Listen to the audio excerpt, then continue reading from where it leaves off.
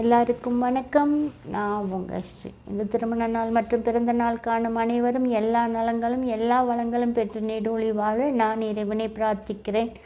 உங்கள் கனவுகளும் லட்சியங்களும் விரைவில் ஈடேற வேண்டும் என்று நான் இறைவனை பிரார்த்திக்கிறேன். உங்களுடைய மேலான ஆதரவிற்கு என்னுடைய பணிவான நன்றியினை தெரிவித்துக் கொள்கிறேன். நம்ம சில சமயம் கடந்த காலத்தில் நடந்ததை மறக்க முடியாமல் ரொம்ப தவிப்போம். என்னதான் முயற்சி பண்ணாலும் கடந்த காலத்தை மறக்க முடியாமல் ரொம்ப கஷ்டப்படுவோம். அந்த கடந்த கால கசப்பான நினைவுகள்னால் நம்மளுடைய எல்லாவற்றையும் இழந்து ரொம்ப ஒரு விடப்பட்ட ஒரு நிலைமைக்கு போயிடுவோம். யாராலையும் நம்மளை சமாதானமே படுத்த முடியாது. அந்த பரிதாப நிலைக்கு நம்ம போயிடுவோம். அதுலேருந்து எப்படி மீண்டு வரலாம்? ஒரு சின்ன கதை பார்க்கலாமா? ஒரு ஊரில் ஒரு இளைஞர் இருந்தான். அவனுக்கு திறமைனா அப்படி ஒரு அபார திறமை. ஓவியம். இப்படி உங்களை பார்த்தா அப்படியே ஓவியம் வரைஞ்சி கையில் கொடுத்துருவான். கலைநயம் மிக்க பொருட்கள், இந்த ஆர்ட் அண்ட் கிராஃப்ட் சொல்லுவாங்கள்ல, ஒரு பொருளை ஒரு களிமண்ணை கொடுத்தா அதை ஒரு பெரிய சிலையாக மாற்றி கையில் கொடுத்துருவான். அந்த மாதிரி ஒரு திறமை. ஃபோட்டோ எடுத்தால் நிழலா நிஜமா அப்படின்னு தெரியாத அளவுக்கு இருக்கும். அவ்வளோ திறமை படைத்தவன்.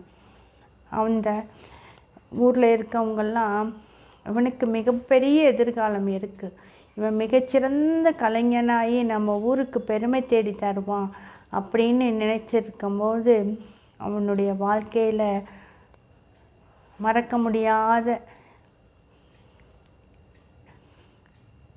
சில இழப்புகள் ஏற்பட்டுடுது. முக்கியமான இழப்புகள் சொல்லுங்களேன்.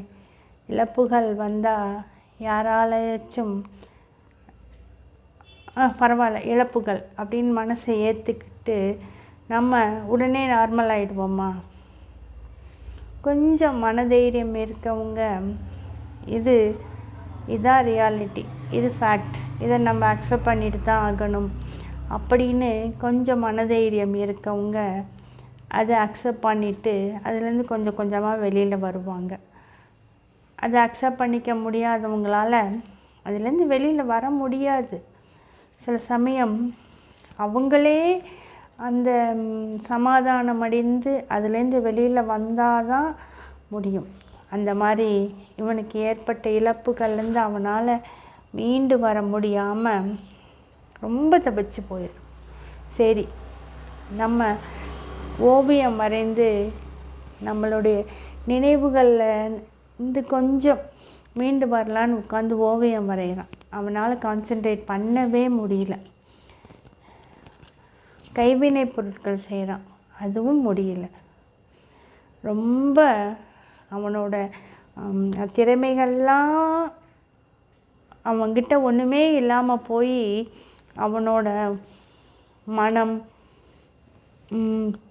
நினைவுகள் எல்லாத்துலேயும் அவனோட இழப்புகள் தான் நிறைஞ்சி அவனை அதுலேருந்து வெளியிலேயே வர முடியாமல் அளவுக்கு பண்ணிடுது.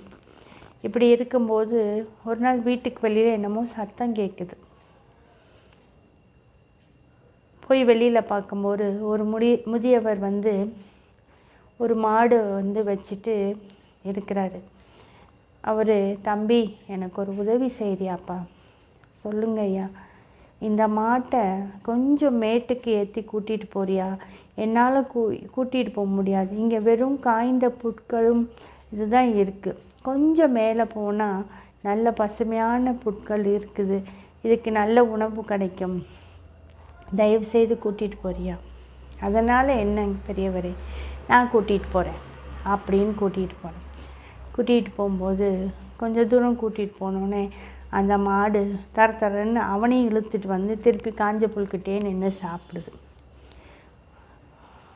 திரும்பியும் கஷ்டப்பட்டு அதோட கயிறை பிடிச்சி இழுத்துட்டு போய் பாதி தூரத்துக்கு மேலே போகணுன்னு திருப்பி அதே வேகத்தில் மாடு திரும்பி வந்து காஞ்ச புல்லை தான் சாப்பிடும். இப்படி அவன் பல முறை முயன்றும் அவனால் அந்த மாட்டை அந்த பசுமையான புட்கள் உள்ள இடத்துக்கு கூட்டிகிட்டு போக முடியல. அப்போ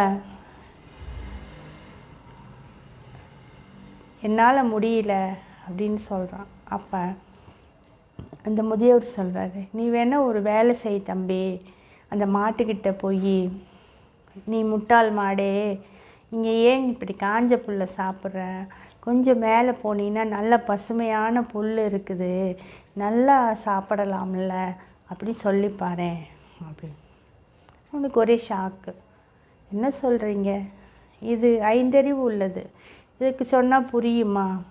மனுஷங்களுக்கு சொன்னால் புரியும், இதுக்கு எப்படி புரியும் அப்படின்னு கேட்குறான். அப்போ அந்த பெரியவர் சொல்கிறாரு, அப்படிதான்ப்பா, மனுஷனுக்கு சொன்னால் புரிஞ்சுக்கணும், இது 5 அறிவு உள்ளது, இதுக்கு புரியாது, நீ மனுஷன்தானே. நம்மளுடைய கசப்பான நினைவுகள், கடந்த காலத்தில் நடந்தவைகள்லாம் இந்த காய்ந்த புட்களுக்கு ஈடானவை.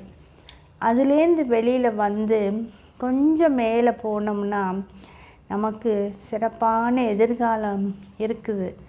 அதை விட்டுட்டு நீ இந்த மாதிரி திரும்ப திரும்ப அந்த கசப்பான நினைவுகள்லையே உட்காந்து இந்த காஞ்ச புல்லை தான் சாப்பிடுவேன்னு சொல்கிற இந்த மாடு மாதிரி இருந்தீன்னா வாழ்க்கை எப்படி சுவைக்கும்?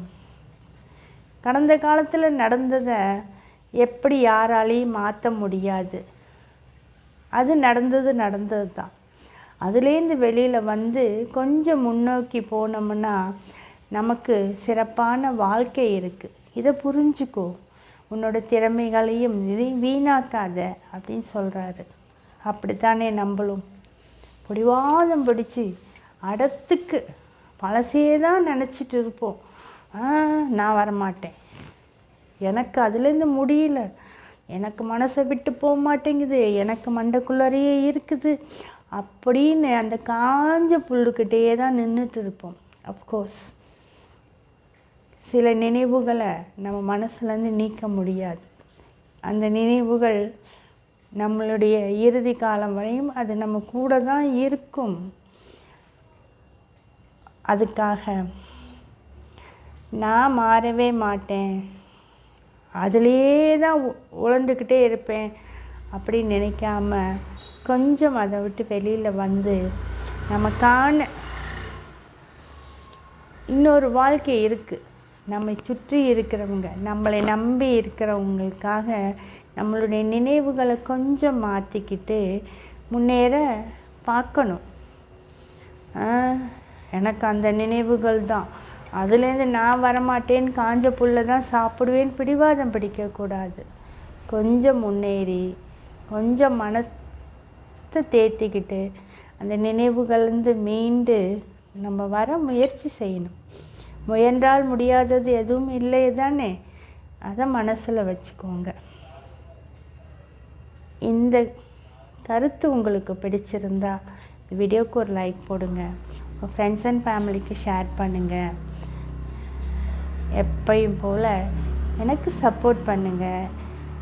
உங்களோட அன்பு எனக்கு மிகப்பெரிய பலத்தை கொடுக்குது. நான் உங்களுக்கு பலதை சொல்லணுங்கிற ஆர்வத்திலேயே நான் பல விஷயங்களை கற்றுக்கிறேன். நானும் தான் சில சமயம் நினைவுகளை விட்டு வெளியில் வர முடியாமல் கஷ்டப்படுவேன். இந்த மாதிரி உங்கள் கூட பேசுகிறது, எனக்கு தெரிஞ்சதை ஷேர் பண்ணிக்கிறம்போது நானும் அந்த இதுலேருந்து கொஞ்சம் வெளியில் வரதான் செய்கிறேன். அந்த ஆப்பர்ச்சுனிட்டியை நீங்கள் கொடுத்ததுக்கு என்னுடைய மனமார்ந்த நன்றி. முதல் முறையாக என்னோட சேனலை பார்க்குறீங்கன்னா சப்ஸ்கிரைப் பண்ணி எனக்கு சப்போர்ட் பண்ணுங்கள். உங்களுடைய மேலான ஆதரவிற்கு என்னுடைய நன்றினை தெரிவித்துக் கொள்கிறேன். நன்றி.